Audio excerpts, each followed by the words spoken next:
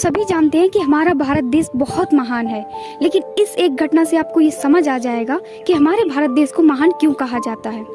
ये बात है 3 सितंबर 1857 की, जब बिठूर में एक पेड़ से बंधी 13 वर्ष की लड़की को ब्रिटिश सेना ने जिंदा ही आग के हवाले किया।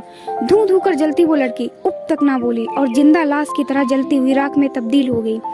ये लड़की थी नाना साहब पेशवा की दत्तक पुत्री मैना कुमारी, जिसे 160 वर्ष पूर्व 3 सितंबर के दिन आउटरम नामक ब्रिटिश अधिकारी ने जिंदा जला दिया था, जिसने 1857 क्रांति के दौरान अपने पिता के साथ जाने से इसलिए मना कर दिया कि कहीं उसकी सुरक्षा के चलते उसके पिता को देश सेवा में कोई समस्या न आए, और बिठूर के महल में रहना उचित समझा। नाना साहब पर ब्रिटिश सरकार इनाम घोषित कर चुकी थी, और जैसे ही उन्हें पता चला नाना साहब महल से बाहर है, ब्रिटिश सरकार ने महल को घेर लिया, जहाँ उन्हें कुछ सैनिकों के साथ बस मैना कुमारी ही मिली। मैना कुमारी ब्रिटिश सैनिकों को देखकर महल के गुप्त स्थानों में जा छुपी। ये देख ब्रिटिश अफसर आउटरम ने महल को तोप से उड़ाने का आदेश दिया, और ऐसा कहकर वो वहाँ से चला गया, पर अपने कुछ सिपाहियों को वही छोड़ गया। रात को मैना को जब लगा कि सब लोग जा चुके हैं और वो बाहर निकली, तो 2 सिपाहियों ने उसे पकड़ लिया और फिर आउटरम के सामने पेश किया।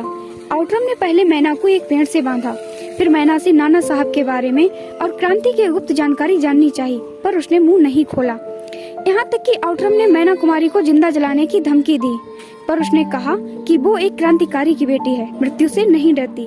ये देख आउटरम तिलमिला गया और उसने मैना कुमारी को जिंदा जलाने का आदेश दे दिया। इस पर भी मैना कुमारी बिना प्रतिरोध के आग में जल गई, ताकि क्रांति की मशाल कभी ना बुझे।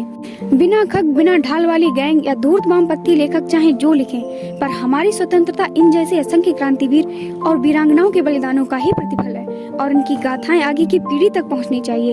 इन्हें हर कृतज्ञ भारतीय का नमन पहुंचना चाहिए। सत सत नमन है इस महान बाल वीरांगना को। अगर आप भी इसे महान वीरांगना मानते हैं तो प्लीज कमेंट में इसके लिए 2 शब्द जरूर लिखें। जय हिंद, जय भारत।